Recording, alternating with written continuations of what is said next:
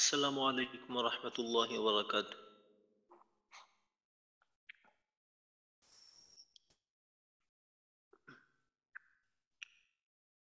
বিসমিল্লাহির রহমানির রহিম। আল্লাহুম্মা সাল্লি আলা মুহাম্মাদ ওয়া আলা আলি মুহাম্মাদ কামা সাল্লাইতা আলা ইব্রাহিম ওয়া আলা আলি ইব্রাহিম ইন্নাকা হামিদুম মাজিদ।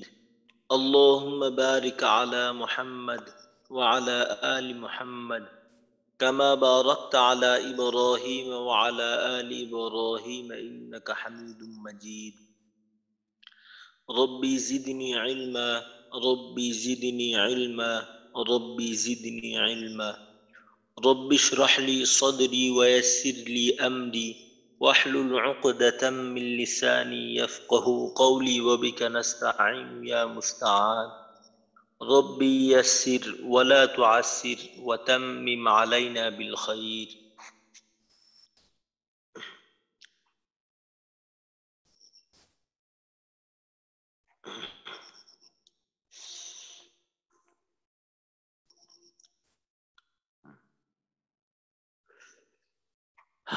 আলহামদুলিল্লাহ, আমাদের 6 নম্বর মাখরাজ পর্যন্ত হয়েছিল, জিম শিন এই পর্যন্ত।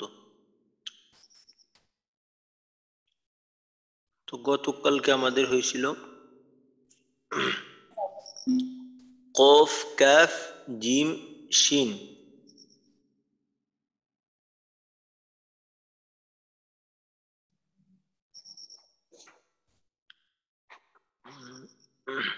গইন, আচ্ছা। গতকালকে কফ কাফ জিম শিন গইন সহ, গইন কফ কাফ জিম শিন, এগুলা কেউ একজন শুনাইলে ভালো হইতো। গইন থেকে শিন পর্যন্ত কে শোনাবেন? গইন থেকে শিন পর্যন্ত হরফগুলোর উচ্চারণ।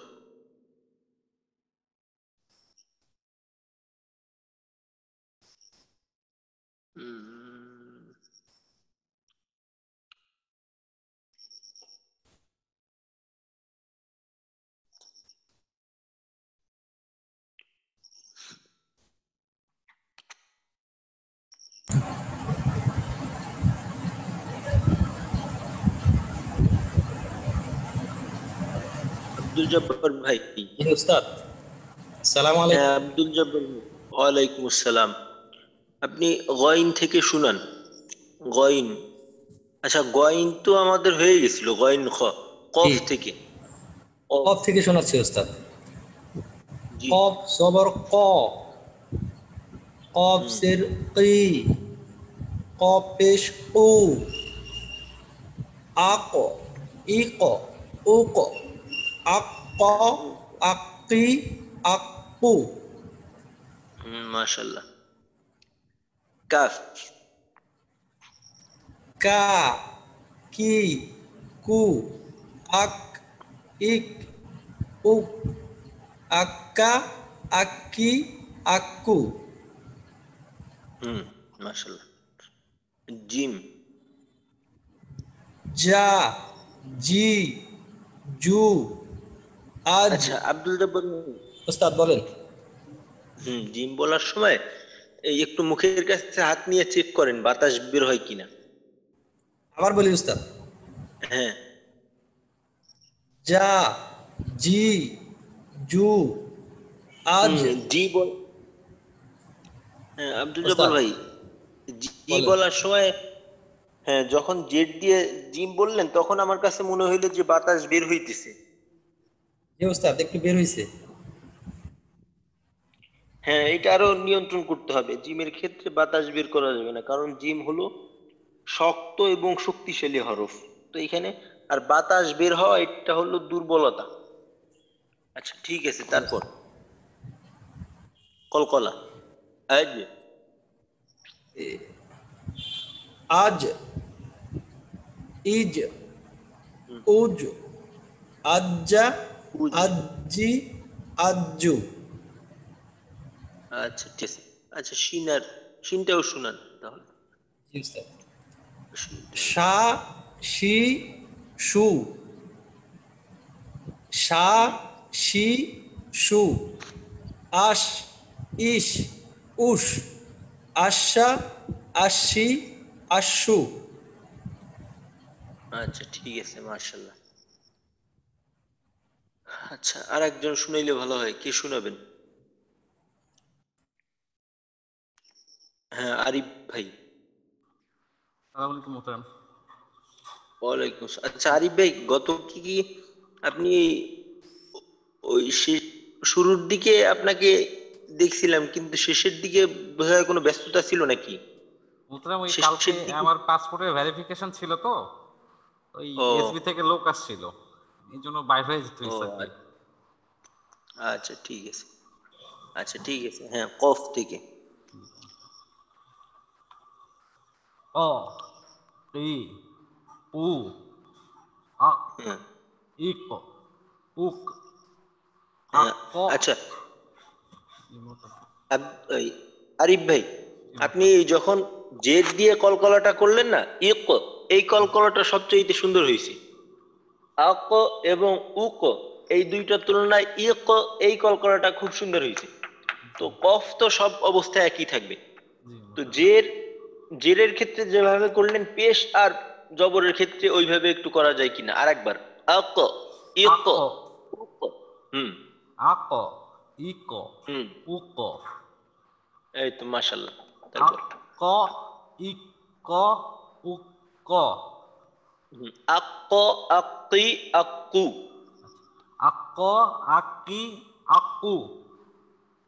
আকি। আক আচ্ছা ঠিক আছে। কা। এবার কাফ। জি কা কি কু। আচ্ছা আক। আরিফ ভাই। হ্যাঁ, আরিফ ভাই, বাংলা ক আমরা যেভাবে উচ্চারণ করি এর থেকে একটু বেশি শক্ত করার চেষ্টা করবো আরবি কাফটা। যেমন বাংলা কটা কয়াকার কা, কয়াকার কা। আরবিটা বলার সময় কা, কা, কা, কি, কু, কা, কি, কু। ইন্না আ'তাইনা কাল কাউসার, কাল কাউসার, কাল কাউসার। হুম। আচ্ছা ঠিক কা আছে। কা কি কু আক কু। ইক ইক হ্যাঁ, ইক, হ্যাঁ। উক উক। আক আচ্ছা। আক আক্কা। আকা আকি আকু। কু। আচ্ছা মাশাআল্লাহ। জিম। জি মোহতারাম। যা জি জু। আচ্ছা ঠিক আছে আরিফ ভাই, আপনার জিমের এই হামস অর্থাৎ জাহারের যে বিষয়টা, এটা খুব সুন্দরভাবে আদায় হয়েছে। অর্থাৎ বাতাস সামান্য পরিমাণও বের হয় নাই, আমি যেটা বুঝতেছি জি যে মোহতারাম। বাতাস পরিপূর্ণভাবে নিয়ন্ত্রিত। তো এইখানে একটা বিষয় করতে পারলে আরো খুব সুন্দর হবে, ওইটা হলো যে এটাকে যদি আর একটু শক্ত করা যায়। যা, যা, যা, যা, যা জি। জি হুম।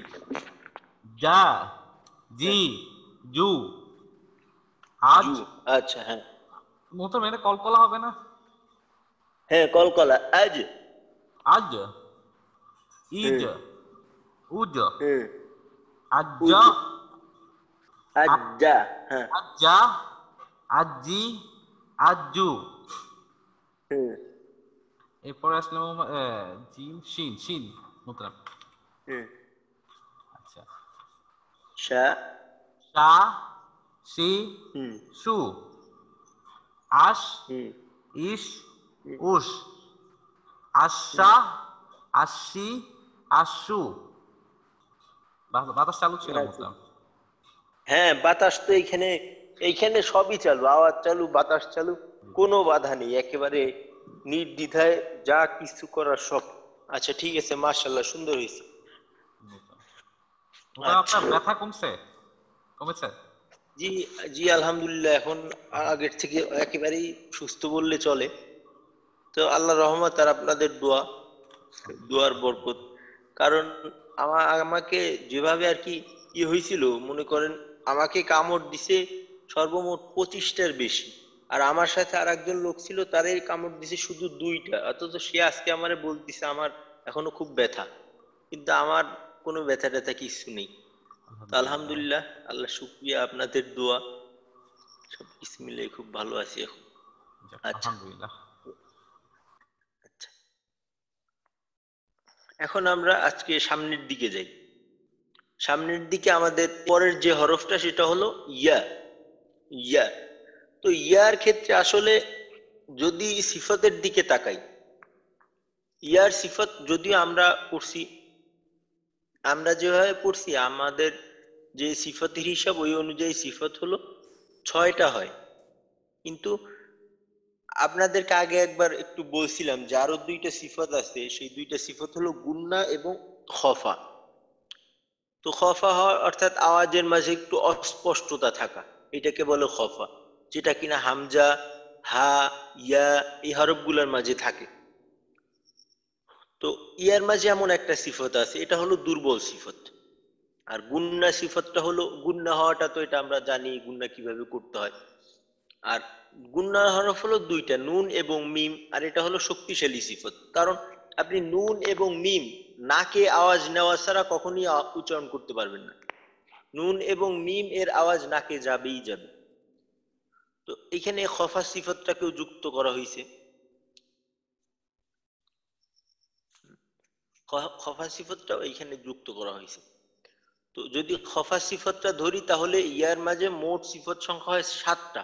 এর মাঝে শুধুমাত্র একটা সিফত শক্তিশালী, জাহার, আর বাকি সব সিফত হলো দুর্বল। অর্থাৎ বাকি 5টা সিফত দুর্বল, একটা সিফত মধ্যম। তো সিফতগত দিক থেকে ইয়া হলো দুর্বল হরফ। এখানে দেখেন একটা বিষয় করা আছে যে ইয়া হলো দুর্বল হরফ যখন হরকত যুক্ত থাকবে, কিন্তু যখন মদের হরফ থাকবে, অর্থাৎ জবরের বাম পাশে ওই জেরের বাম পাশে জজমালে ইয়া হবে, তখন ইয়াটা হবে অধিক দুর্বল। ইয়ার 2টা অবস্থা, হয়তো দুর্বল অথবা অধিক দুর্বল। যদি হরকত যুক্ত থাকে ওই ক্ষেত্রে হলো শুধু দুর্বল, কিন্তু যখন মদের হরফ হিসেবে ইয়া ব্যবহার হবে তখন হবে অধিক দুর্বল। তো যাই হোক, ইয়ার ক্ষেত্রে আমাদের যে সমস্যাটা হয়, ইয়ার মাঝে একটা সিফত শক্তিশালী, তা হলো জাহার, অর্থাৎ বাতাস বন্ধ রাখতে হয়, মাখরাজে একটু চাপ রাখতে হয়। ইয়ার ক্ষেত্রে আমাদের মূল সমস্যাটা হয় মাখরাজে। ইয়ার সিফতগত কোনো সমস্যা আমাদের সাধারণত হয় না। ইয়ার ক্ষেত্রে আমাদের সমস্যাটা হয় মাখরাজে, কারণ ইয়া, আমরা মাখরাজ পড়ার সময় এই বিষয়টা জানছি যে ইয়ার মাখরাজটা হলো হলো জিহ্বার মধ্যখানের পেছনের অংশে। জিহ্বার মধ্যখানের সামনের অংশ হলো জিম, একেবারেই মাঝ বরাবর হলো শিন, এর পেছনের অংশ হলো ইয়া। তো আমাদের ইয়ার মাখরাজটা ব্যবহার করার ক্ষেত্রে আমাদের হলকের ব্যবহার হয় অনেক। যেমন কিনা ইয়া যখন জেড দিয়ে হয়, ইয়া জের ই, ই, কিন্তু এখানে আমাদের অনেক হয় ই, ইয়া পেশ ইউ, ইউ, একটা ইউ এমন হয় আর কি। আসলে উচ্চারণটা হলো ইউ, হলকের মধ্যখান থেকে। পুরো উচ্চারণটা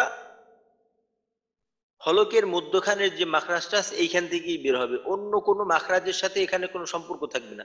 কারণ যখন আমি বলবো ইউ, ইউ, তখন উচ্চারণ মাখরাজ কিন্তু 2টা ব্যবহার হয়। একটা হলো ই উচ্চারণটা বের করার জন্য, আর একটা হলো ইউ উচ্চারণ বের করার জন্য, ইউ না। আবার ইয়া জবর ইয়া, এখানে যেন ইয়া, অর্থাৎ প্রথমে একটা হ্রস্ব ই, তারপর একটা অন্তস্তীয় আকার, এমন না। ই ইয়া এমন না, ডাইরেক্ট ইয়া, ইয়া, ই, ইউ। তো ইয়া উচ্চারণ করার সময় আমরা বিশেষভাবে খেয়াল রাখবো যেন ইয়ার যে একেবারেই নির্দিষ্ট যে মাখরাজটা আছে ওই মাখরাজ থেকেই হয়, ইয়া যেন মাখরাজ থেকে দূরে না যায়। তাহলেই ইনশাল্লাহ ইয়ার ক্ষেত্রে আমাদের আর কোনো সমস্যা থাকবে না। তো আমরা এখন ইয়া উচ্চারণ করব। হ্যাঁ, আমার সাথে কয়েকজন থাকেন। হুম,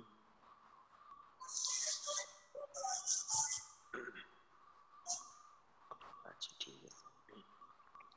আমরা প্রথমে হরকত দিয়ে উচ্চারণ করব ইয়া, ইয়া, ই, ইউ, ইয়া, ই, ইউ। হুম। তো ইয়া হরফটা হলো দুর্বল হরফ। দুর্বল হরফ। তো ইয়ার মাঝে আমাদের ইয়া উচ্চারণ করার ক্ষেত্রে মাখরাজের উপর আমাদের তত বেশি প্রেসার দিতে হবে না। মাখরাজ থেকে মাখরাজের সাথে আমাদের সম্পর্কটা থাকবে, এই সম্পর্কটা হলো দুর্বল ধরনের একটা সম্পর্ক থাকবে। এই সম্পর্কটা শক্তিশালী না। ইয়া হলো নরম এবং দুর্বল হরফ, নরম এবং দুর্বল হরফ, শক্তও না আবার শক্তিশালীও না, নরম এবং দুর্বল। ইয়া জবর ইয়া, ইয়া জবর ইয়া ইয়া, জবর ইয়া। ইয়া,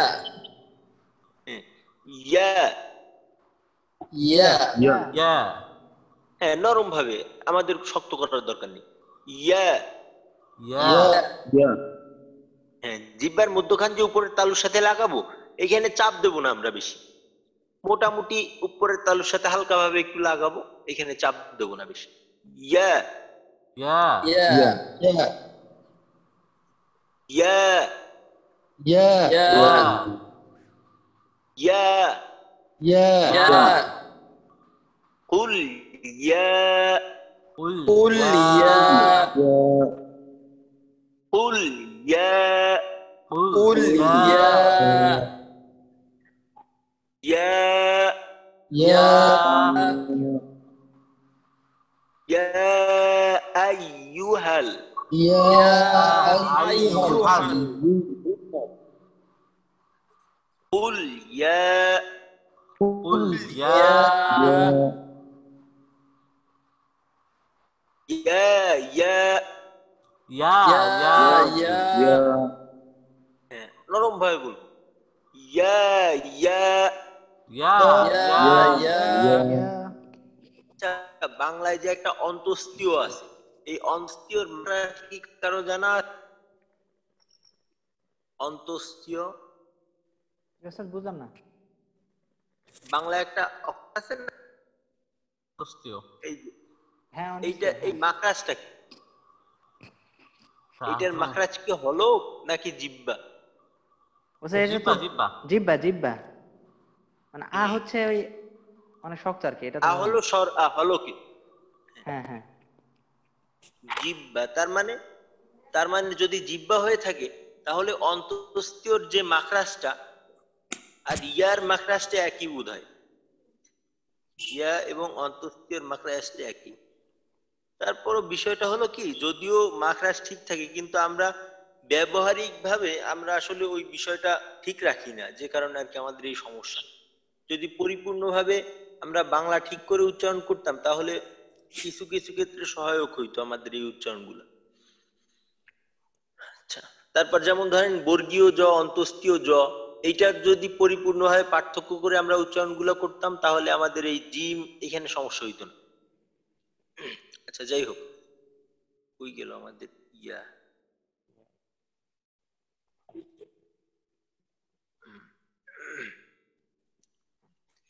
ইয়া ইয়া ইয়া ইয়া, ইয়া ইয়া, ইয়া ইয়া ইয়া ইয়া ইয়া ইয়া। ইয়া ইয়া হ্যাঁ, হ্যাঁ। আপনার যদি উচ্চারণটা মনে করেন ইয়া জবর ইয়া, এর উচ্চারণের আগে একটা ই, রস্য ই এই ধরনের আওয়াজ হয়, তাহলে যেটা করবেন ওই রস্য ইটা বাদ দিয়ে যেটা থাকে শুধুমাত্র ওইটা করবেন, রস্য ই এইখানে আনার দরকার নেই। ইয়া ইয়া ইয়া ইয়া ইয়া ইয়া। ইয়া একটা জিনিস কি, আরবিতে আলিফ, ইয়া এবং ওয়াও এই তিনটা হলো স্বরবর্ণ, এই তিনটা হলো স্বরবর্ণ, এর একটা নিজস্ব ভঙ্গি আছে। তো এটা সর্বদা অন্য অন্য হরফের ক্ষেত্রে এই বিষয়টা নেই। তো ইয়ার ক্ষেত্রে যে বিষয়টা ওর বৈশিষ্ট্য, ওইটা হলো যে ইয়ার আওয়াজটা একটা নিম্নমুখী ভাব আছে, জবর একটা ঊর্ধ্বমুখী ভাব আওয়াজের, ইয়ার আওয়াজটা হলো একটা নিম্নমুখী ভাব, যেমনটা কিনা জেরের উচ্চারণ করার ক্ষেত্রে হয়। কারণ জের ইয়ার থেকেই হলো জের, ওয়াওয়ের থেকে হলো পেশ, আর আলিফ থেকে হলো জবর। তো ইয়ার ওই বৈশিষ্ট্যটা ইয়ার মাঝে বাকি থাকে সর্ব অবস্থায়। তবে ওই বৈশিষ্ট্য এইভাবে না যে আগে একটা রস্যই যোগ করব, এমনটা যেন না হয়। ইয়া ইয়া, ইয়া ইয়া হ্যাঁ, এবার জেড দিয়ে বলি। ই ই, ই ইয়া জের ই, ইয়া জের ই ই ই ই সাইয়্যিদুন, সাইয়্যিদুন সাইয়্যিদুন সাইয়্যিদুন সাইয়্যিদুন সাইয়্যি, আরেকবার একটু বলবেন? আইয়্যি, আই আইয়ি আইয়ি হুম, ই ই, ই ই হ্যাঁ, এখানে যে বিষয়টা লক্ষ্য রাখবো বিশেষভাবে, যেন হলকের ব্যবহার না হয় এইটা। আর একটা হলো ইয়ার মাখরাজটা যেন শক্তভাবে না হয়, মাখরাজটার থেকে দুর্বল ভাবে উচ্চারিত হবে, এবং হলকে কোনোভাবেই যাওয়া যাবে না, অর্থাৎ ইয়ার মাখরাজটাই ব্যবহার করতে হবে। ই ই ই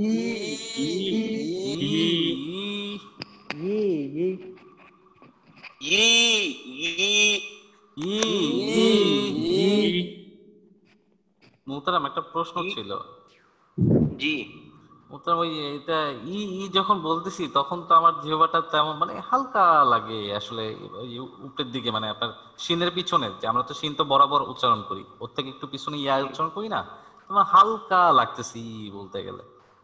হ্যাঁ, এখানে হালকাই লাগবে, বেশি চাপ দেওয়ার দরকার নেই। আপনি যদি বেশি চাপ দিতে যান তাহলে ইয়ার উচ্চারণটা শক্ত হয়ে যাবে, কিন্তু ইয়ার উচ্চারণটা শক্ত না, জি দুর্বল। মোহতারাম। তাহলে হবে ই ই, এমন না, ই ই, ই ই ই হ্যাঁ, মাখরাজ ঠিক রাখলেই চলবে, মাখরাজে চাপ দেওয়ার দরকার নেই আমাদের। মোহতারাম, আমার মনে হচ্ছে যেটা ভালো মতো লাগেই না হয়তো বা, বুঝছেন, আমার মাঝে মাঝে মনে হচ্ছে গলা থেকে আসতেছে এটা। হ্যাঁ হ্যাঁ, এইটাই আগেই বলতেছি, যে কারণ আমাদের এই সমস্যাটা একটা ব্যাপক ব্যাপক সমস্যা। এই সমস্যাটা অনেকের ক্ষেত্রে আমি যেটা লক্ষ্য করছি, যে ইয়ার ক্ষেত্রে হলক থেকে উচ্চারিত হলক থেকে যদি ধরেন ইয়ার মাখরাজ হলো জিহ্বার মধ্যখানে, তো আপনি যদি এইটা হলক থেকে উচ্চারণ করেন তাহলে কিন্তু কখনোই এইটা ইয়া হবে না, কখনোই এইটা ইয়া হবে না, তখন ওইটা হবে হামজা। হয়তো হামজাটা পরিপূর্ণ রূপ হবে না, অস্পষ্ট একটা হামজা উচ্চারিত হবে, ইয়া মোটেও হবে না। যে কোনো হরফ উচ্চারণ করার ক্ষেত্রে মাখরাজ আপনার লাগবেই লাগবে, মাখরাজ ছাড়া আপনি অন্য জায়গা থেকে যদি পরিপূর্ণভাবে ওইরকম আওয়াজও বের করেন তারপরও আপনার এই উচ্চারণটা গ্রহণযোগ্য হবে না, মাখরাজ ব্যবহার করতেই হবে। তো এইটা একটু খেয়াল রাখবেন। ই আল্লাহ। ই, ই এবার পেশ ইউ ইউ ইউ ইউ ইউ ইউ ইউ, ইউ ইউ ইউ ইউ এখানে যেন ইউ ইউ এমন না হয়, ইউ না, ইউ ইউ ইউ ইউ ইউ ইউ ইউ ইউ, ইউ ইউ হ্যাঁ, ইউ ইউ, ইউ ইউ এবার একসাথে তিনটা বলি। ইয়া ই ইউ, ইয়া ইয়া ইউ ইউ ইয়া ই ইউ, ইয়া ই ইউ ইয়া ই ইউ, ইয়া ই ইউ ইয়া ই ইউ, ই ইউ। হুম, আচ্ছা ঠিক আছে, মাশাআল্লাহ। এবার আমরা জজম দিয়ে উচ্চারণ করি। তো ইয়া যখন জজম ব্যবহার হবে তখন, যখন জবরের বাম পাশে জজমালা ইয়া হবে তখন হবে লিনের হরফ, যখন জেরের বাম পাশে জজমালা ইয়া হবে তখন হবে মাদের হরফ, আর পেশের বাম পাশে হইলে তখন আর কিছু হইল না। এই আই আই নরম ভাবে আমরা লিন করার সময় পড়ছি যে নরম ভাবে উচ্চারণ করতে হবে, এখানে বেশি চাপ টাপ দেওয়া যাবে না, হালকা। এই আই আই এই আই আই ই ই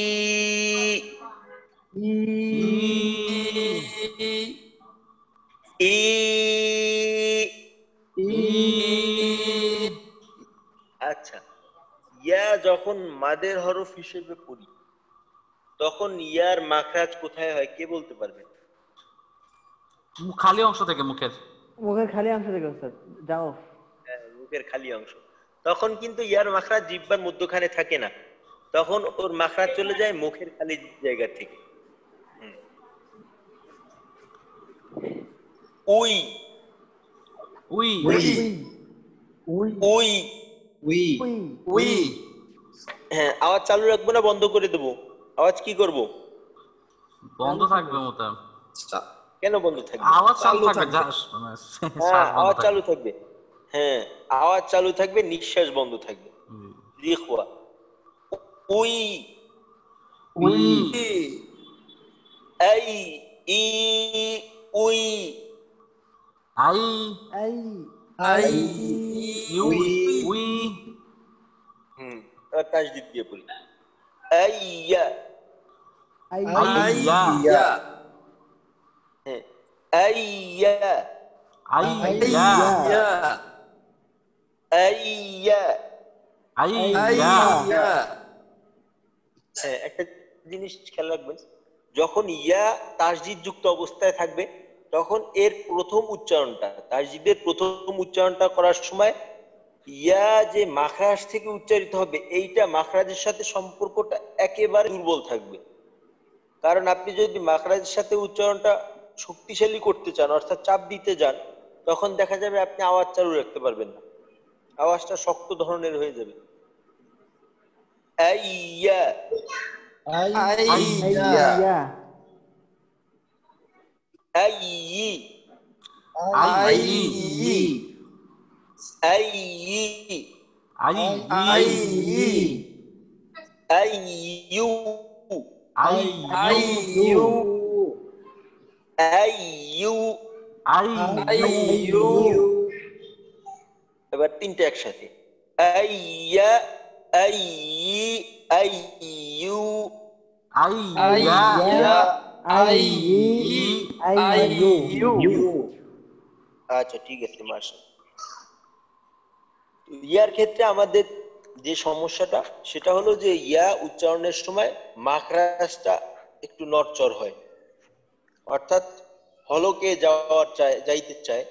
তো ইয়ার ক্ষেত্রে আমরা লক্ষ্য করি মাখরাজটা যেন ঠিক থাকে।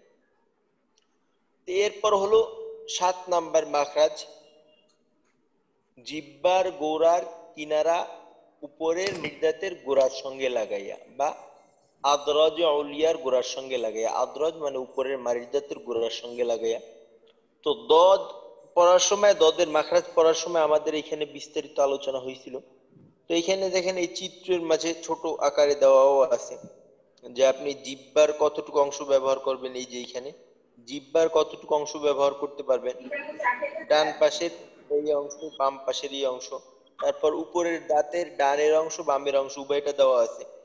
তো দদের উচ্চারণ করার ক্ষেত্রে আপনি 3টা পন্থা অবলম্বন করতে পারেন। জিহ্বার বাম কিনারা, উপরের বাম পাশের দাঁত, জিহ্বার ডান কিনারা, উপরের ডান পাশের দাঁত, মাড়ির দাঁতের গোড়া, অথবা ডান বাম উভয় পাশ একসাথে উভয় পাশের মাড়ির দাঁতের গোড়ার সঙ্গে লাগাবো। তো এই ক্ষেত্রে উভয় পাশ একসাথে ব্যবহার করাটা হলো সব থেকে উত্তম। এইভাবে করার চেষ্টা করব। তো ইয়ার মোট সিফাতের সংখ্যা হলো 6টি: জাহার, রিখওয়া, ইস্তিফাল, ইনফিতা, ইসমাত, ইস্তিতালা। তো এই ইয়ার 6টা সিফাতের মাঝে 4টা সিফাত হলো শক্তিশালী, একটা সিফাত হলো দুর্বল। তো এই সিফাতের ভিত্তিতে দদ হলো শক্তিশালী হরফ। দদ শক্তিশালী হরফ, তবে দদ কিন্তু শক্ত না, দদ নরম। শক্ত হওয়ার জন্য প্রয়োজন হলো সিদ্ধা সিফত। তো দদের মাঝে সিদ্ধা সিফত নেই, দদের সিফত হলো রেখওয়া, নরম ভাবে উচ্চারিত হবে, আওয়াজ চালু থাকবে, আর বাকি বাতাস বন্ধ থাকবে, জিহ্বার গোড়া উপরে উঠবে, জিহ্বার মধ্যখান তালুর সাথে লাগবে, আওয়াজ মোটা হবে। ইস্তিতলা অর্থাৎ মাখরাজটা লম্বা আকারের হবে, মাখরাজটা যেন অল্প একটু জায়গার মাঝে সীমাবদ্ধ না থাকে, জিহ্বার গোড়ার থেকে নিয়ে জিহ্বার আগা পর্যন্ত লম্বা করতে হবে মাখরাজ। ইয়ার ক্ষেত্রে মোট বিষয় হলো, যদি মাখরাজটা পরিপূর্ণভাবে ব্যবহার করা যায়, অর্থাৎ জিহ্বার দুই কিনারা একত্রে যদি উপরের মাড়ির দাঁতের গোড়ার সঙ্গে লাগানো যায়, তাহলে ইয়ার বাকি যে সিফতগুলো আছে ওই সিফতগুলো সহজে আদায় হয়, বিশেষ করে ইস্তিআলা এবং ইতবাক। কারণ জিহ্বার গোড়ার কিনারা যদি আপনি উপরের মাড়ির দাঁতের গোড়ার সঙ্গে লাগান, উপরের মাড়ির দাঁত তো উপরে, তো উপরের মাড়ির দাঁতের গোড়ার সঙ্গে লাগাইলে আপনার জিহ্বার গোড়াটা অটোমেটিকলি উপরের তালুর সাথে তালুর দিকে উঠবে, জিহ্বার মধ্যখানটা তালুর দিকে উঠবে। তো ইস্তেআলা ইতবাকটা আদায় করা দদের ক্ষেত্রে সবচেয়ে বেশি কঠিন। তো এই কঠিন দুইটা বিষয় আদায় হয়ে যাবে যদি জিহ্বার উভয় কিনারা এবং উপরের মাড়ির দাঁতের উভয় পাশকে ব্যবহার করি, ডান বাম। আর একটা সিফত, শক্তিশালী সিফত হলো জাহার। জাহার হলো বাতাস বন্ধ থাকা। তো দদের ক্ষেত্রে বাতাসটা নিয়ন্ত্রণ করাটা কঠিন না, মোটামুটি সহজ আছে। তো বাতাস নিয়ে আমাদের তেমন চিন্তা করতে হবে না। তো এখন আমরা দদকে হরকত সহকারে উচ্চারণ করব। বদ জবর ব, বদ জবর দ, যেন আওয়াজটাকে মোটা করতে গিয়ে আমাদের নাকে চলে না যায়, আবার ঠোঁট গোল না হয়, এই বিষয়টা খেয়াল রাখবো। ব, দ, হ্যাঁ, ব, দ, হ্যাঁ, ব। দ, সর্বপ্রথম আমরা যে কাজটা করব, জিহ্বার গোড়ার কিনারা, অর্থাৎ জিহ্বার গোড়া থেকে নিয়ে একেবারে জিহ্বার আগার কিনারা পর্যন্ত, এই কিনারাটাকে উপরের মাড়ির দাঁতে ডান বাম উভয় পাশে, অর্থাৎ মোট কথা হলো পুরা জিহ্বাটা একেবারে ধাক্কা দিয়ে উপরে লাগাই দেব। পুরা জিহ্বাটাকে আমরা উপরের লাগাবো, উপরের অংশে লাগাবো, তারপর আমরা দদ উচ্চারণ করব। ব, দ, ব, দ,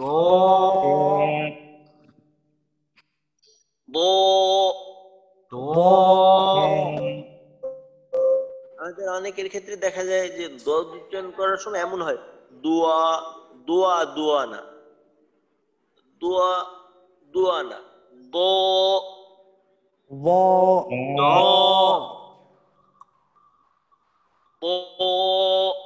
দ, দোয়া দোয়া বললে কিন্তু কাম হবে না, আগে দদ ঠিক মতো উচ্চারণ করতে হবে, তারপর দেখা যাবে যে দোয়ায় কি বলা যায় না বলা যায়। দোয়া পরে আসবে, দোয়া পরে করতে হবে, দোয়া পরে করব, আগে দদ উচ্চারণ করব। ব, দ, ব, দ, ব, দ,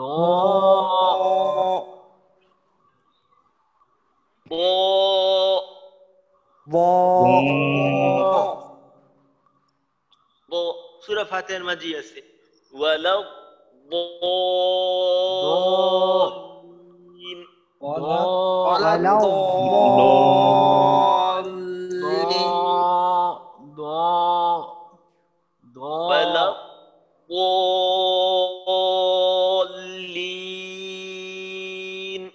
ওয়ালাউ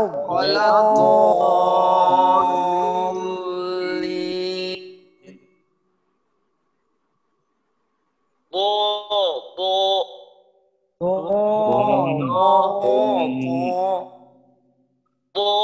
ব, ব। হ্যাঁ, নাজমুল ভাই, নাজমুল ভাই কিছু বলবেন বোধহয়। জি উস্তাদ, এই যে দদটা উচ্চারণ করতে গেলে ওই ঠোঁটটা গোল হয়ে যাচ্ছে বারবার। হ্যাঁ, এই যে যত মোটা হরফ আছে না ওইগুলা উচ্চারণ করতে গেলে এইটা কেন যে হয় আমি নিজেও বুঝি না। এটা আমাদের হয় আর কি, দেখা যায় যে মোটা করতে গেলে ঠোঁট গোল হয়ে যাইতে চায়। তো এই বিষয়টাকে একটু খেয়াল রাখা। এইটা আমিও যখন প্রাথমিক অবস্থায় শিখতাম তো আমারও এই বিষয়টা খুব হইতো। তো আপনাদের এই দুঃখটা আমি বুঝি, ভালোভাবেই বুঝি, কারণ আমি ওইটার ভুক্তভোগী ছিলাম। তো এইখানে সমস্যা নেই, ইনশাল্লাহ আস্তে আস্তে ঠিক হয়ে যাবে। তবে এই ঠোঁট গোল হওয়াটা এইটা যদি আয়নার সামনে নিয়ে পড়া হয় এইটা ঠিক করাটা তেমন কঠিন হবে না, এটা আস্তে আস্তে ঠিক হয়ে যাবে। তো এখন আপাতত মোটা করার দিকে খেয়াল দিই, এই সাথে সাথে ঠোঁটটা যেন গোল না হয় এটা খেয়াল রাখবো। এখন দুইটা বিষয়, একটা হলো মোটা করা আর একটা হলো ঠোঁট গোল থেকে বাঁচা। একসাথে যদি দুইটা না হয় তো আমরা প্রাধান্য দেব মোটা করাটা। একসাথে যদি দুইটা হইতে না চায় চেষ্টা করব যেন একসাথে দুটোটাই ঠিক থাকে, মোটাও হবে আবার ঠোঁটটাও খোলা থাকবে। তো হইতেছে না, একটা করতে গেলে আর একটা হয় না। তো আগে প্রাধান্য দেব মোটা করাকে, কারণ ঠোঁট খোলা রাখা ইনশাল্লাহ এটা আস্তে আস্তে হয়ে যাবে, সমস্যা নেই। হ্যাঁ, জি ব জাযাকাল্লাহ। ব দ দ ব ব দ দ দ ব দ দ দ এবার জের দিয়ে পড়ি। এখন বদের জেরে পড়তে গেলে যে কত রকমের সমস্যা, এইটা মনে করেন যে একটা বিশাল ধরনের সমস্যা। কারো দেখবেন দই দুই, হ্যাঁ, দই দই বলে কেউ, বা দুই বলে, আবার দাজের দি বলে, বজ্রের দুই। সঠিকটা বাদ দিয়ে ভুলের যত রূপ হইতে পারে সবগুলোই এখানে পাওয়া যায়, কিন্তু সঠিকটা পাওয়াটা একটু মুশকিল হয়। তো বদ উচ্চারণ করার ক্ষেত্রে জবরের উচ্চারণে আমরা যে কাজগুলো করি হুবহু ওই কাজটা করে একটা রস্বীকার ব্যবহার করতে হবে, একটা জের ব্যবহার করতে হবে। বদ জের দুই। বদ জের দদ বই জের বদ দি জের দি বই হুম, দুই দি দি দুই। দি এখানে মোটা করতে গেলে আর একটা সমস্যা হয় যে হলকের মাঝে একটু চাপ লাগে, বা বিশেষ করে ত সময় ত, হলকের মাঝে একটা চাপ লাগার কারো কারো ক্ষেত্রে এই বিষয়টা দেখা যায়। তো হলকের কোনো ব্যবহার মোটা করার সাথে হলকের সাথে কোনো সম্পর্ক নেই, ঠোঁটের সাথেও কোনো সম্পর্ক নেই, সম্পর্ক হলো জিহ্বার গোড়ার সাথে। আর যেটা বললাম দ, যদি আমরা জিহ্বার উভয় কিনারা, উভয় মারির দাঁতের উপরের মারির দাঁতের উভয় পাশ ডান বাম উভয়টা ব্যবহার করি, তাহলে ইস্তিআলা ইতবাক এটা অটোমেটিকলি আদায় হবে, আমাদের কষ্ট করতে হবে না। বদ জের দুই। দদ জের বদ দি জের দুই হুম, বই দুই বই দি দি দুই বই দি দুই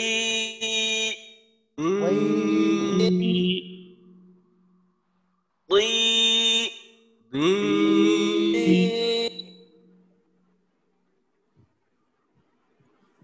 ওয়াল আরদি। ওয়াল আরদি আরদি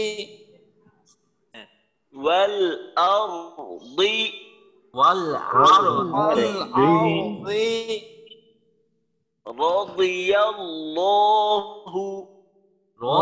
রাদিয়াল্লাহু সাহাবীদের নাম শুনলে আমরা বলি না, বা তাদের নাম বললে রাদিয়াল্লাহু আনহু, হ্যাঁ? রাদিয়াল্লাহু। রাদিয়াল্লাহু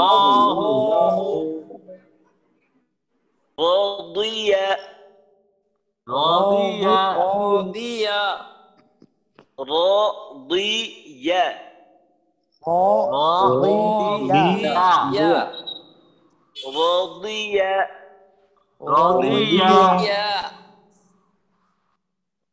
দুই দুই বই দুই হ্যাঁ দুই দুই দুই উচ্চারণের সময় আমরা বলার চেষ্টা করব কম, বোঝার চেষ্টা করব বেশি। অর্থাৎ আমি যে উচ্চারণটা করতেছি এইটা একেবারে পরিপূর্ণভাবে আমি বোঝার চেষ্টা করব যে আমি উচ্চারণটা কিভাবে করতেছি। এইটা আমার আমার প্রত্যেকটা জিহ্বার যে ব্যবহারটা হবে এটা প্রত্যেকটা আমার ইচ্ছায় হবে, অনিচ্ছায় যেন কোনো ব্যবহার না হয়। পুরো আমার নিয়ন্ত্রণে থাকবে, পুরো প্রক্রিয়াটাই আমার নিয়ন্ত্রণে থাকবে। আমার নিয়ন্ত্রণের বাইরে গেছে কি আমার মনে করেন যে উচ্চারণটার মাঝে সমস্যা হয়ে যাবে, কারণ আমরা এইটা ঠিকভাবে বলে অভ্যস্ত না। অভ্যস্ত হইলে তখন আমরা বেখেয়ালি বললেও ঠিক হইতো। তো এইটা পরিপূর্ণ ব্যবহারটা আমার নিয়ন্ত্রণে থাকতে হবে। প্রয়োজনে আমরা যখন এটা, এখন যেহেতু আমাদের ক্লাসে হয়তো অত চিন্তা করার সময় পাওয়া যায় না, সময় স্বল্পতার কারণে, একা একই যখন এই বিষয়টা দেখব, প্রয়োজনে আমি 10 বার উচ্চারণের জন্য যতটুকু সময় প্রয়োজন অতটুকু সময় নিয়ে আমি ভাবব, ওই একবার আমি উচ্চারণ করব। কারণ আমি যদি কোনো চিন্তা ভাবনা ছাড়াই বারবার উচ্চারণ করতে থাকি এতে আমার কোনো ফায়দা নেই। যদি আমি বুঝতে পারি, যদি পুরো প্রক্রিয়াটা আমার বুঝে আসে, তখন দেখা গেল যে আমার উচ্চারণটা হইতেছে না, এতেও লাভ আছে। কারণ আমি এখন জানি যে আমার কি করতে হবে, এটা আস্তে আস্তে ঠিক হয়ে যাবে। কিন্তু যদি আমি না জেনে এটা বারবার উচ্চারণ করতে থাকি এতে আমার ফায়দা হওয়ার সম্ভাবনা খুবই কম। আর যদিও হয় তখন ওইটা আমার বুঝেই আসবে না আসলে হইলো কি হইলো না, ওইটা থাকবেও না, স্থায়িত্বও কম হবে। বদ জের দুই ضاد ضاد زير زير ضي বই দুই দুই বই ضي দুই দুই বই ضي দুই বই বই দুই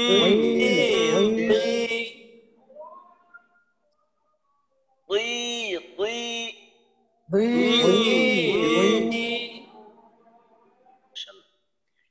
আপনাদের যে আর কি উচ্চারণের যে অবস্থা, আমি আমার কাছে যেটা মনে হয় যে আমার থেকে আপনারা অনেক সামনে আছেন। অর্থাৎ আমি যখন প্রাথমিক পর্যায়ে ছিলাম তা আমার এইটা ঠিক করতে অনেকটা সময় লাগছে। আর আপনাদেরকে বোধহয় একটা জিনিস বলছিলাম অনেক আগে, বলছিলাম কিনা আমার স্মরণ নেই, যে আমার ওই যখন আমি মক্তবে পড়তাম, তো মক্তবে তো মনে করেন যারা মাদ্রাসায় মক্তবে পড়ে, তো তাদের বিষয় হলো ওই কোরআন শরীফ শিখা। সারা দিন বসে এইটা পড়ে, বাংলা কিছু পড়ানো হয়, হালকা পাতলা কিছু বাংলা অঙ্ক ইংরেজি পড়ানো হয়। তো সারা দিনের বিষয় হলো এইটা। তো আমার সব হরফ মোটামুটি ঠিক হয়েছে, কিন্তু আমার সিন আমি উচ্চারণ করতে পারতাম না।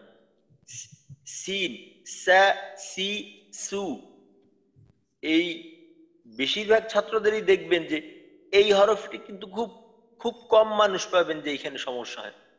আমি মনে করেন যখন কিতাবখানায় পড়ি, যারা কিতাবখানা মাদ্রাসার পড়া সম্পর্কে ধারণা আছে তারা বুঝবে ওই মক্তব হেফজখানা পড়া শেষ হইলে কিতাবখানায় পড়ে। তো আমি কিতাবখানায় যখন পড়ি 2-3 বছর অতিক্রম হয়ে গেছে কিতাবখানা পড়ার, তারপরে আমার সিন ঠিক হইতো না। সিনটা আমি ঠিক মতো উচ্চারণই করতে পারতাম না। অর্থাৎ সিনের যে মাখরাজ, এই মাখরাজটা আমার ব্যবহার হইতো না। তা আমার হয়ে যাইতো সা, অর্থাৎ তা সা, ওরকম সা হয়ে যাইতো। তো আলহামদুলিল্লাহ আপনারা এই স্বল্প মস্কের মাধ্যমে আপনাদের যে দদের পরিবর্তন, আলহামদুলিল্লাহ এটা খুবই ভালো ভালো ফলাফল। তো ইনশাল্লাহ যদি আপনারা এটা আর একটু সময় ব্যয় করেন, ইনশাল্লাহ এর ফলাফলটা খুবই ভালো আসবে।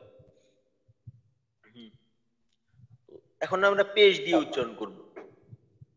বু বু বু বু বু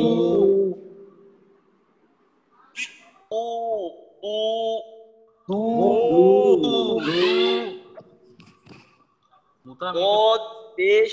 হ্যাঁ, অনেক বাতাস বেড়ে যাচ্ছে মুতারাম এখানে। বাতাস বের হয় না, তো বাতাস ওই সব করতে হবে আস্তে আস্তে। হুম। বু বু দু বো বো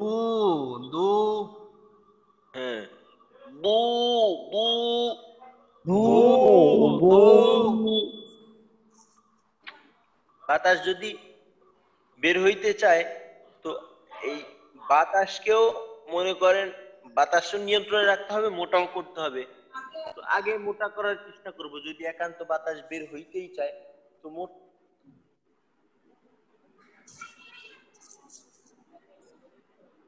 ঠিক হইলে তারপর বাতাসও বন্ধ করা যাবে ইনশাআল্লাহ।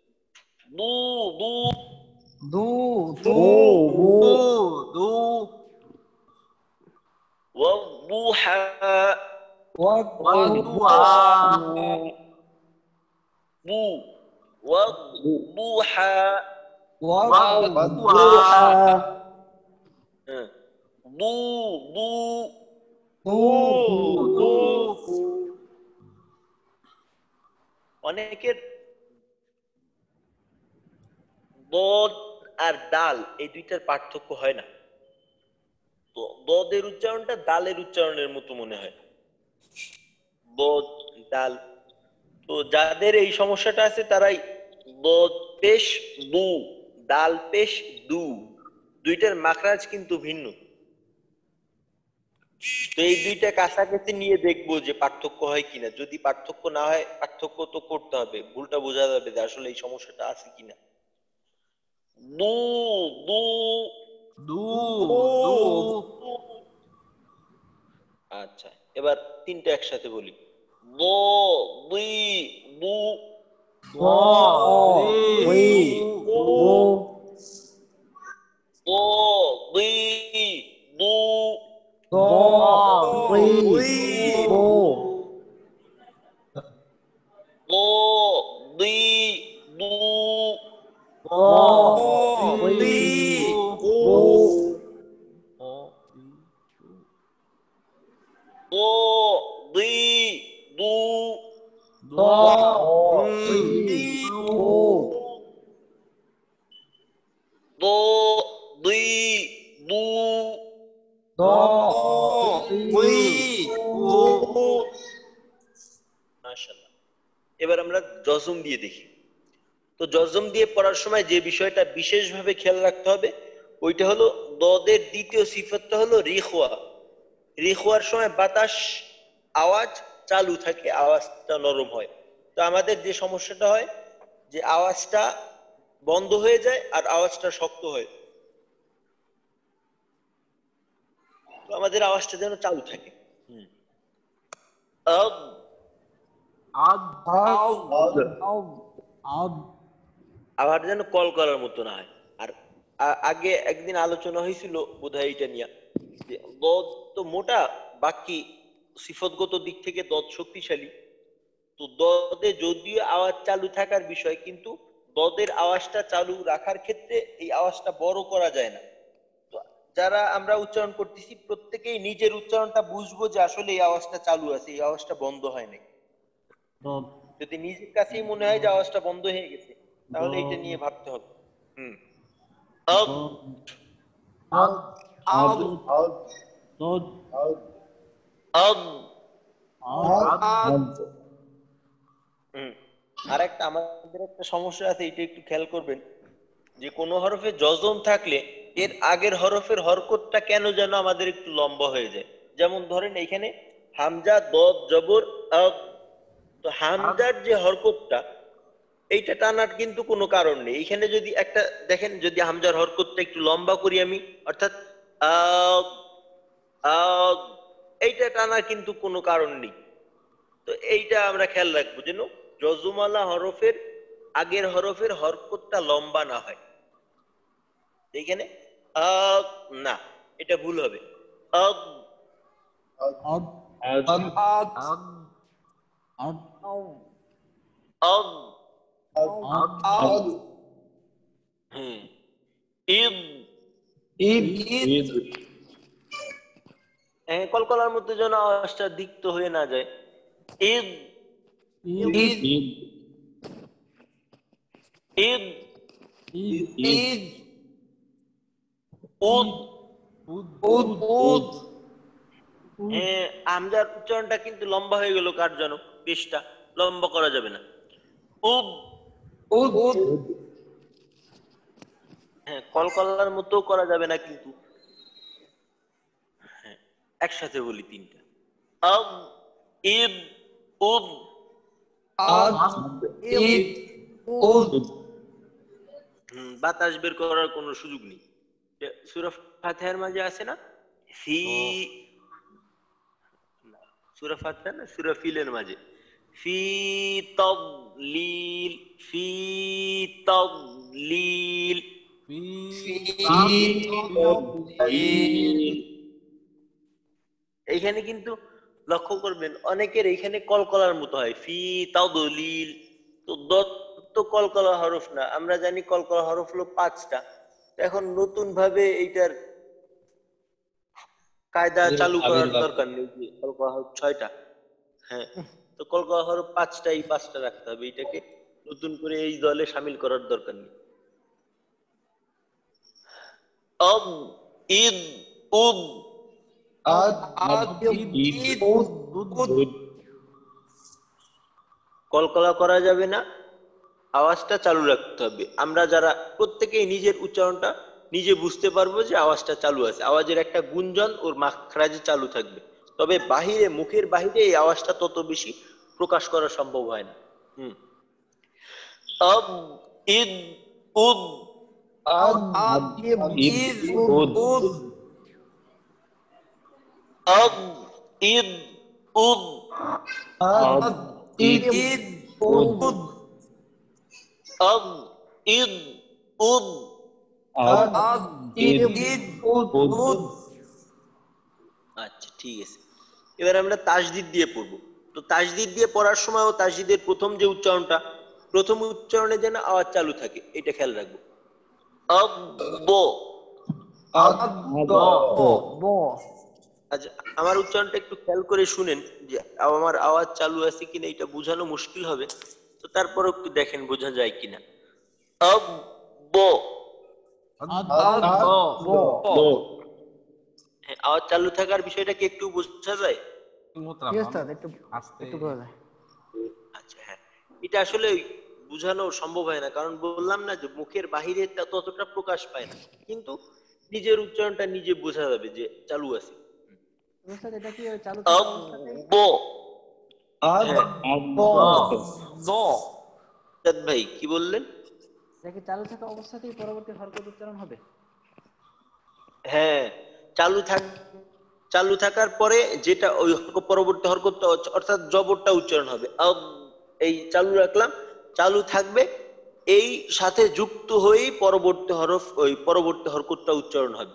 এর মাঝে এমন কোনো মুহূর্ত পাওয়া যাবে না যেখানে কিনা আওয়াজটা বন্ধ ছিল, এটা পাওয়া যাবে। তাহলে গয়নের মতো হবে। হ্যাঁ, গইন, অর্থাৎ রিখওয়ার যতগুলো হরফ আছে সবগুলো হরফের একই অবস্থা। রিখওয়া এবং তাওয়াসসুত প্রত্যেকটা হরফের এই একই অবস্থা। শুধুমাত্র সিদ্ধার হরফের ক্ষেত্রে আওয়াজটা বন্ধ হয়ে যাবে। সিদ্ধার হরফ তো 8টা, সদ ত, ওই কফ ত বা জিম দাল হামজা কাফ তা। শুধুমাত্র এই 8টা হরফের ক্ষেত্রে বন্ধ হবে, কিন্তু বাকি সবগুলো হরফের ক্ষেত্রে এটা চালু থাকবে। ওস্তাদ, এটা তো আসলে রিখওয়ার হরফের মধ্যে, তো আসলে এটা অনেকটা তাওসীদের হরফের মতো হলো না? মানে তাওসীদ হরফে তো আওয়াজ একটু কম চালু থাকে, তো এটাও তো মধ্যম আসলে আওয়াজ, উচ্চারণ।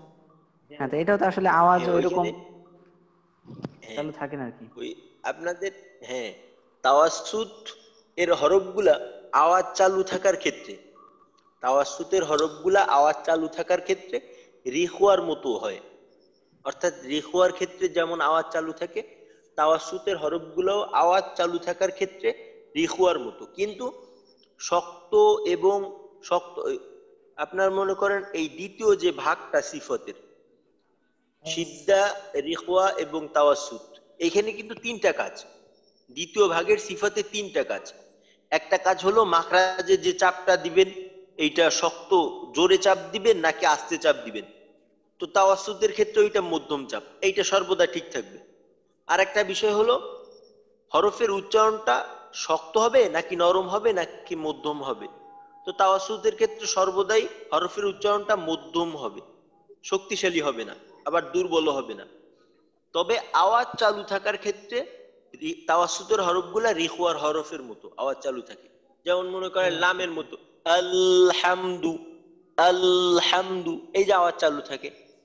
আওয়াজ চালু থাকার ক্ষেত্রে তাওয়াসুত আর রিখওয়া কাছাকাছি, তবে মাখরাজে চাপ দেওয়ার ক্ষেত্রে এবং শক্ত নরম হওয়ার যে বিষয়টা আছে ওই ক্ষেত্রে তাওয়াসুত মধ্যবর্তী অবস্থায় থাকবে, ওইখানে কোনো নড়চড় হবে না। ও আচ্ছা আচ্ছা, মানে তাহলে পার্থক্য শুধু ওই শক্ত নরমের ক্ষেত্রে পার্থক্য, হ্যাঁ, শক্ত নরম এবং মাখরাজে চাপ দেওয়ার মাখরাজে ক্ষেত্রে। চাপ দেওয়ার ক্ষেত্রে। জি, বুঝছি, আলহামদুলিল্লাহ। আদ, হ্যাঁ, আদি, হরকতের উচ্চারণ একটু লম্বা করতে পারেন দদের। আদ, আদি, আদু,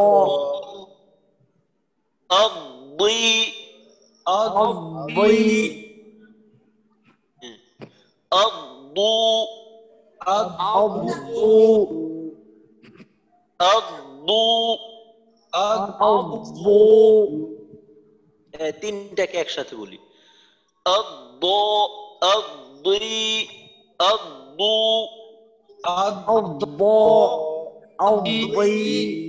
আদু, এই দদ যে হরফটা আছে আরবি হরফের মাঝে, দদ, দদ, ত, এই হরফগুলা সবচাইতে বেশি সমস্যার সম্মুখীন হইতে হয় এই হরফগুলার ক্ষেত্রে। তো দদের ক্ষেত্রে দদ, ত, এই হরফগুলার দিকে আমরা একটু বিশেষভাবে নজর দেব, কারণ এই হরফগুলার ক্ষেত্রে ভুল হয় বেশি আর কি। আর বেশি ভুল যেটা হয় ওইটা হলো আপনার মোটা করা সম্ভব হয় না এই হরফগুলা। আর এইটার মাখরাজ এমন একটা মাখরাজ, যে মাখরাজের ব্যবহারটা আমাদের বাংলায় নেই। আমাদের বাংলা ভাষায় এই মাখরাজ ব্যবহার নেই। আর আমরা ইংরেজি সম্পর্কে আমাদের ধারণা আছে অনেকের, তো ইংরেজি ভাষা বা বাংলা ভাষায় এই দদের যে মাখরাজটা এর কোনো ব্যবহার নেই। তো এই কারণেই দদের যে মাখরাজটা এটা আমাদের কাছে সম্পূর্ণ নতুন। তো এটা একটু সময়ের ব্যাপার, বুঝতে পারলে ইনশাল্লাহ খুবই তাড়াতাড়ি হবে, সমস্যা হবে না। তো দদের উচ্চারণটা আমরা শুরু থেকে আরেকবার করি। দো, দি, দু, দো, দি,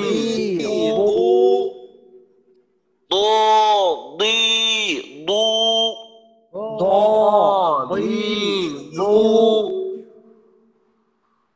আদ, ইদ, উদ,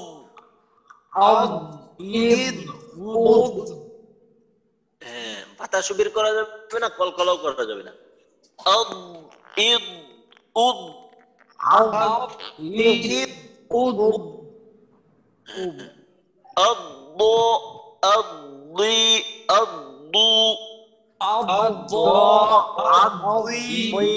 আদু,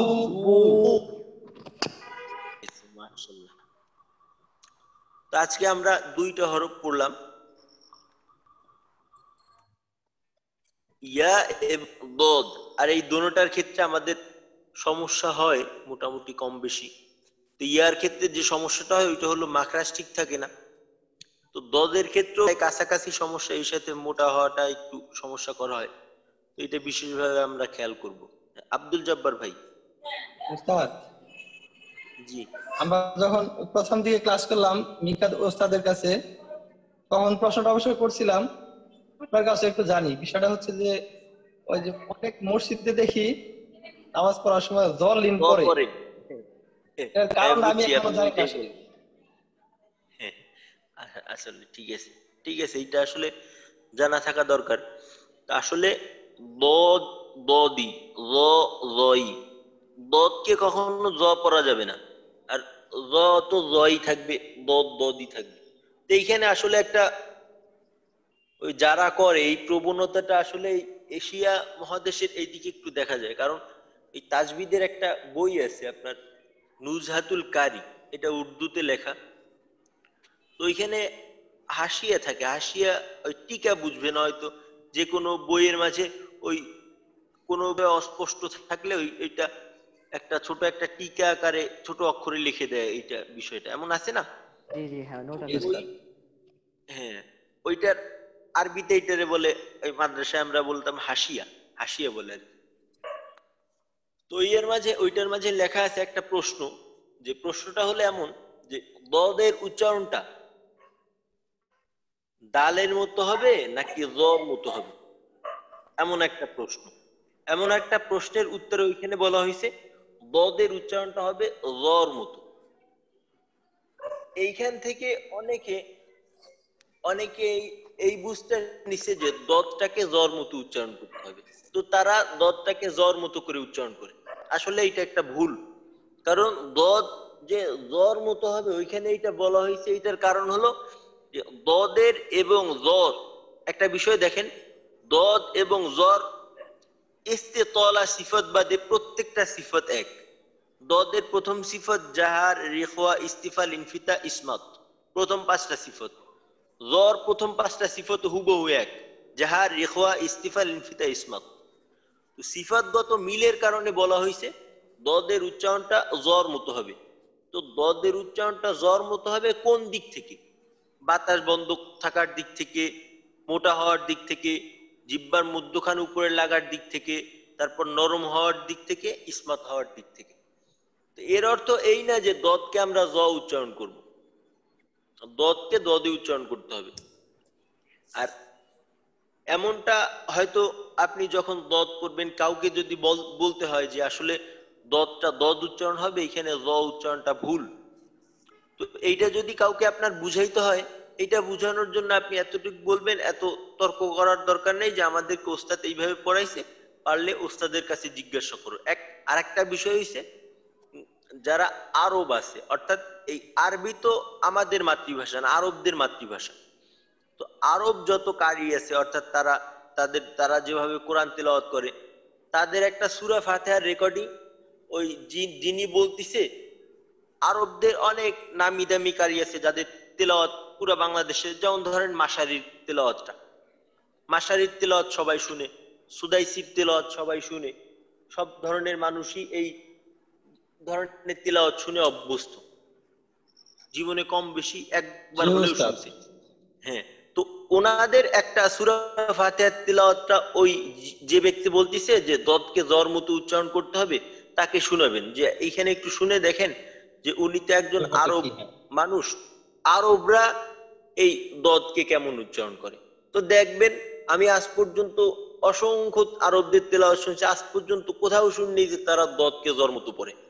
এক, জি উস্তাদ। আর বাংলাদেশেও যত কারি আছে, অর্থাৎ এই কেরাত বিষয়ে, কেরাতের বিষয়ে যারা পড়ালেখা করছে, Expert, হ্যাঁ। তারাও কেউই বলে না যে দদকে দর মতো উচ্চারণ করতে হবে। তো বিষয়টা হলো এই। জি তো আমরা উস্তাদ, দদকে দদ হিসেবে শিখি। ইনশাআল্লাহ। আচ্ছা সাজ্জাদ ভাই, আচ্ছা আমাদের সময় আজকে প্রায় শেষ, ওভার প্রায় হয়ে শেষ গেছে কি উস্তাদ। শেষই হয়ে গেছে। যাদের হ্যাঁ, জামাত ওভার পড়াবে হয়ে তাদের গেছে। ছুটি দিয়ে দেন উস্তাদ। হ্যাঁ হ্যাঁ হ্যাঁ হ্যাঁ, এইটাই আমি বলতে চাই, যাদের জামাতের আছে তারা আসে, তারা যেতে পারেন। হ্যাঁ সাজ্জাদ ভাই। অর্থাৎ আসলে ওই যে ওই দদের ক্ষেত্রে যদি জিহ্বার মাঝখানটা উপরের সঙ্গে যদি না লাগানো হয়, তাহলে সেই ক্ষেত্রে অনেকটা ওই দোয়ার মতোই শোনায়। তো ওই যারা আপনার ওই, দর মতো জি ও মানে আমার কাছে আর কি ওরকম মনে হইলো যে জিহ্বার মাঝখানটা যদি ও উপরের সাথে যদি না ও লাগে, তাহলে কেমন জানি ওই দোয়ার মতো ইয়ে আর দেখ, কি শোনা যায়। আচ্ছা এইখানে একটাই বলি, ওই তাজবিদ অর্থাৎ এই তিলাওয়াতের যে নিয়ম কানুন, এই ক্ষেত্রে সবচাইতে গ্রহণযোগ্য কিতাব হলো আপনার মুকাদ্দমায়ে ইবনে জাজারি, একটা বইয়ের নাম আর কি। ওইখানে একটা বিষয় বলা হয়েছে যে ওই যারা দদ আর জ ক্ষেত্রে মিলেই ফেলায়, তাদেরকে লক্ষ্য করে বলা হয়েছে যে মাইজিদ দদা মিনাজ ই বিল মাখরাজি ওয়া বিল ইসতিতাল, যে দদ কখনো জ নয় এবং জ কখনো দদ নয়। দদকে কখনো জর মতো করা যাবে না, দদকে জর থেকে পার্থক্য করতে হবে মাখরাজ এবং ইস্তেতলা সিফতের মাধ্যমে। দদকে জর থেকে পার্থক্য করতে হবে মাখরাজ দিয়ে এবং ইস্তেতলা সিফত দিয়ে। আর আপনি যেটা বললেন এইটাও হইতে পারে যে জর মতো শোনা যায়। আর একটা বিষয় হলো জর মাখরাজ হলো জিহ্বার আগা, ওই দাঁতের আগা, সামনের উপরের দুই দাঁতের আগা। তো দদের উচ্চারণের ক্ষেত্রে দাঁতের আগার কিন্তু প্রয়োজন হয় না। আর দদের মাখরাজি যদি আমি ব্যবহার করি, তখন আমি ওইখান থেকে গ বলবো কেন? আচ্ছা ঠিক আছে, আজকে আমাদের এই দ আর ইয়াটা থাকলো, ইনশাল্লাহ আমরা এইটাকে একটু দেখে আসবো, কারণ এই দুইটা হরফ আমাদের জন্য সমস্যা করতো, একটু দেখে আসবো। আর কোনো সমস্যা হইলে জানাবেন। আর জ এবং দ এক্ষেত্রে কারোর সাথে কোনো করার দরকার নেই, তর্কাতর্কি করার কোনো খেতনায় যাওয়ার দরকার নেই। হ্যাঁ, কোনো ফিতনায় যাওয়ার দরকার নেই। আচ্ছা ঠিক আছে। আসসালামু আলাইকুম ওয়া রাহমাতুল্লাহি ওয়া বারাকাতুহু। ওয়ালাইকুম আসসালাম ওয়া রাহমাতুল্লাহি ওয়া বারাকাতুহু। আসসালামু আলাইকুম। ওয়া আলাইকুম আসসালাম। সুবহানাক